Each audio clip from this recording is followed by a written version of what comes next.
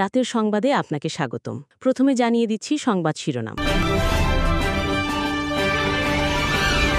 কাটিয়ে নিউ ইয়র্কের নবনির্বাচিত মুসলিম মেয়র জোহরান মামদানির সঙ্গে বৈঠক করেছেন মার্কিন প্রেসিডেন্ট ডোনাল্ড ট্রাম্প। স্থানীয় সময় শুক্রবার হোয়াইট হাউসের ওভাল অফিসে রুদ্ধদ্বার বৈঠকে প্রথমবার মুখোমুখি হন তারা। নিউ ইয়র্কের উন্নয়নে সহযোগিতার প্রতিশ্রুতি দেন মার্কিন প্রেসিডেন্ট।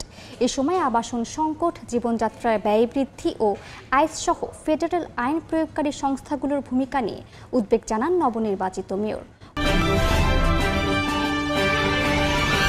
যুদ্ধবিরতির মধ্যেই গাজার উত্তরাঞ্চলে স্থল অভিযান চালিয়েছে ইসরায়েল।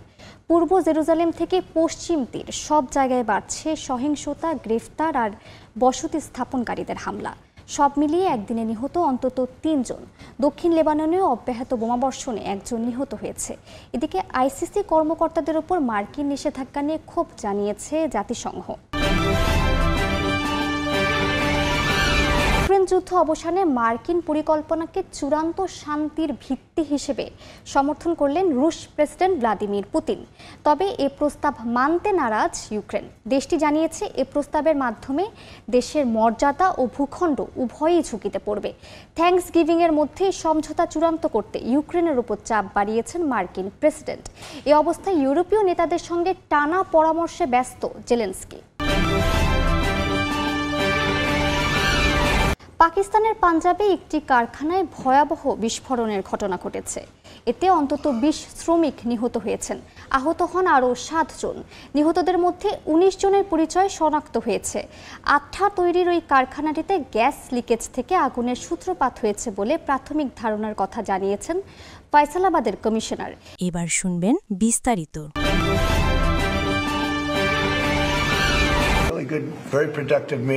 সৌহার্দ্য ও হৃদ্যতাপূর্ণ পরিবেশে মার্কিন প্রেসিডেন্ট ডোনাল্ড ট্রাম্পের সঙ্গে নিউ ইয়র্ক সিটির নবনির্বাচিত মেয়র জোহরান মামদানির বৈঠক।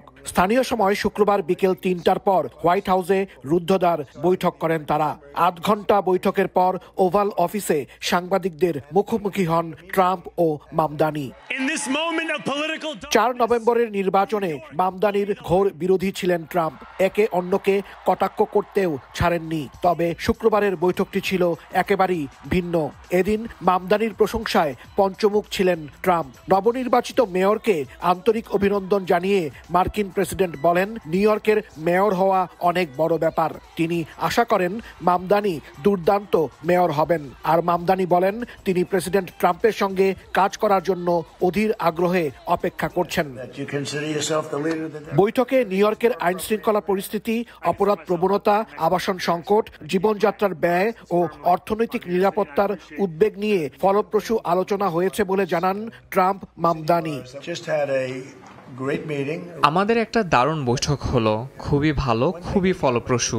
আমাদের একটা মিল আছে। আমরা দুজনই চাই আমাদের এই প্রিয় শহরটা ভালোভাবে এগিয়ে যাক। আর আমি মেয়রকে অভিনন্দন জানিয়েছি। তিনি সত্যিই অসাধারণ একটি নির্বাচন লড়েছেন। প্রাথমিক থেকেই খুবই দক্ষ, কঠিন প্রতিদ্বন্দ্বীদের বিরুদ্ধে তিনি সবাইকে খুব সহজেই হারিয়েছেন। প্রেসিডেন্টের সঙ্গে আমার বৈঠকটা খুবই ফলপ্রসূ ছিল। আমরা দুজনই নিউ ইয়র্ক সিটিকে ভালোবাসি। এই শহরেই আমাদের মিল। আর এই শহরের মানুষকে কিভাবে সাশ্রয়ী জীবন ফিরিয়ে দেওয়া যায় সেটাই ছিল আলোচনার মূল বিষয়।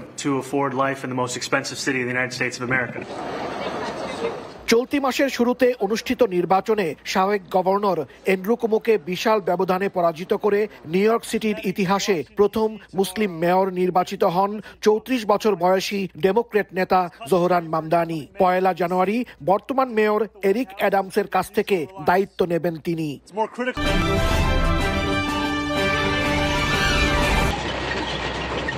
গাজা উপত্যকার তুফা ও সুজাইয়ার মতো উত্তরের এলাকাগুলোতে ৩০০ মিটার ভেতর পর্যন্ত ঢুকে পড়েছে ইসরায়েলি সাঁজোয়া যান। গাজা সিটি কর্তৃপক্ষ বলছে ইয়েলো লাইন পশ্চিম দিকে ঠেলে সামরিক অঞ্চল ইচ্ছাকৃতভাবে বড় করছে দখলদার বাহিনী। এতে নিরাপদ ভেবে থাকা পরিবারগুলো আবারও বাস্তুচ্যুত হচ্ছে। জাতিসংঘ বলছে ১০ অক্টোবর যুদ্ধবিরতি শুরু হওয়ার পর এখন পর্যন্ত গাজায় শুধু শিশুই নিহত হয়েছে অন্তত ৬৭ জন।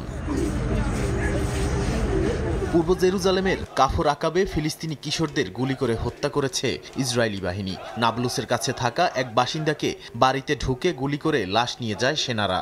রেড ক্রিসেন্টের সদস্যদেরও ঘটনাস্থলে ঢুকতে দেয়নি তারা। তুবাস, জর্ডান ভ্যালি, বেথলহেম সব জায়গায় রাতভর অভিযান, গ্রেপ্তার আর টিয়ার গ্যাসে অসুস্থ মানুষদের সংখ্যাও বাড়ছে। অন্যদিকে অবৈধ ইসরায়েলি বসতি স্থাপনকারীরা হুয়ারা ও আবু ফালা এলাকায় বাড়িঘর পুড়িয়ে দিয়েছে। এদিকে লেবাননের প্রেসিডেন্ট জোসেফ আউন ঘোষণা করেছেন ইসরায়েলের আক্রমণ বন্ধ করে দখলকৃত 5টি অবস্থান ছাড়লে লেবাননের সেনাবাহিনী সঙ্গে সঙ্গে সেখানে নিয়ন্ত্রণ নেবে। তিনি আন্তর্জাতিক মহলের তত্ত্বাবধানে একটি স্থায়ী চুক্তির কথাও বলেছেন। কিন্তু পরিস্থিতি স্থিতিশীল না থাকায় শুক্রবারও একটি গাড়িতে ইসরায়েলি বিমান হামলায় দক্ষিণ লেবাননের নিহতের খবর পাওয়া গেছে। এর মধ্যে ইসরায়েলি নেতাদের বিরুদ্ধে গ্রেপ্তারি পরোয়ানা অনুমোদনের পর মার্কিন নিষেধাজ্ঞার প্রভাবে ক্ষতির মুখে ফরাসি বিচারক নিকোলা গিলু সহ আইসিসির কর্মকর্তারা। জাতিসংঘ বলছে এভাবে একতরফা নিষেধাজ্ঞা আরোপ বৈশ্বিক ন্যায় বিচার ব্যবস্থাকে দুর্বল করার পাশাপাশি সংশ্লিষ্ট ব্যক্তিদের ব্যক্তিগত জীবনকেও গুরুতর ক্ষতির মধ্যে ফেলছে।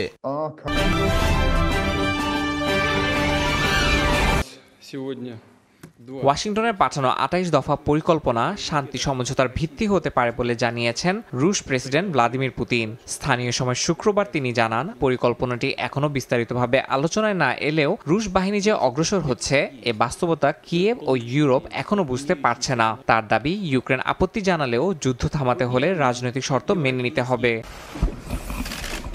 এদিকে মার্কিন প্রেসিডেন্ট ডোনাল্ড ট্রাম্প বলেছেন, থ্যাঙ্কসগিভিং এর মধ্যেই কিয়েভকে ফ্রেমওয়ার্ক ডিল গ্রহণ করতে হবে। তবে এতে এমন কিছু প্রস্তাব রয়েছে যা আগে থেকেই প্রত্যাখ্যান করেছে ইউক্রেন, বিশেষ করে অঞ্চল সমর্পণ এবং ন্যাটোতে যোগদানের আকাঙ্ক্ষা পরিত্যাগের বিষয়টি। এই কারণে কিয়েভ বলছে, সমঝোতার এই প্রস্তাবের মাধ্যমে দেশের মর্যাদা ও ভূখণ্ড উভয়ই ঝুঁকিতে পড়বে। জাতির উদ্দেশ্যে প্রেসিডেন্ট জেলেনস্কি জানান, ইউক্রেন তার ইতিহাসের সবচেয়ে কঠিন এক মুহূর্ত পার করছে। তিনি যুক্তরাষ্ট্রের সঙ্গে গঠনমূলক আলোচনা চলছে বলে উল্লেখ করেন এবং মার্কিন ভাইস প্রেসিডেন্ট জেডি ভ্যান্সের সঙ্গে প্রায় 1 ঘন্টার ফোনালাপের কথা জানান। যুক্তরাষ্ট্রের দাবির প্রেক্ষাপটে মিত্রদের সঙ্গে আলোচনার তীব্রতা আরও বাড়ানো হয়েছে। কিয়েভ জানিয়েছে, মার্কিন পরিকল্পনা নিয়ে ইউরোপীয় কমিশনের president Ursula von der Leyen, council president Antonio Costa এবং ন্যাটো মহাসচিব মার্ক রুটের সঙ্গে জেলেনস্কি ফোনালাপ করেছেন। এছাড়া জার্মান চ্যান্সেলর সহ ফরাসি প্রেসিডেন্ট ইমানুয়েল ম্যাক্রো এবং ব্রিটিশ প্রধানমন্ত্রী কিয়ার স্টারমারের সঙ্গেও কথা বলেছেন তিনি। আগামী কয়েকদিনে আরও বৈঠক ও ফোনালাপ নির্ধারিত আছে, যেখানে যুক্তরাষ্ট্র ও ইউরোপ ইউক্রেনের দলগুলো যৌথভাবে কাজ করবে বলে জানিয়েছে দেশটি।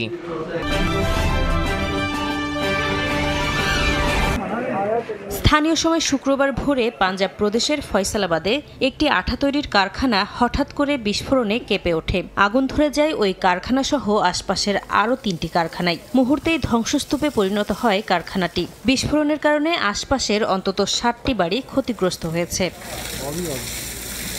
প্রাথমিকভাবে গ্যাস লিকেজ থেকে বিস্ফোরণ ও আগুনের সূত্রপাত বলে ধারণার কথা জানিয়েছেন ফয়সালাবাদের কমিশনার। ধ্বংসস্তূপ থেকে বহু শ্রমিকের মরদেহ উদ্ধার করা হয়েছে। আহতদের উদ্ধার করে ভর্তি করা হয় স্থানীয় হাসপাতালে।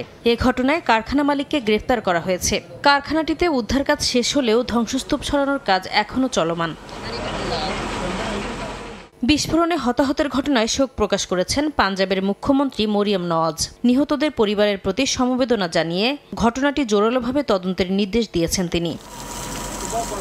এদিকে নিহত শ্রমিকের পরিবারকে আর্থিক ক্ষতিপূরণের পাশাপাশি আহতদের সম্পূর্ণ বিনামূল্যে চিকিৎসার দাবি জানিয়েছে ন্যাশনাল ট্রেড ইউনিয়ন ফেডারেশন। সরকার ও মালিকপক্ষের অবহেলার কারণে কারখানাগুলো শ্রমিকদের জন্য মৃত্যুফাঁদে পরিণত হয়েছে বলেও অভিযোগ করেছে সংগঠনটি।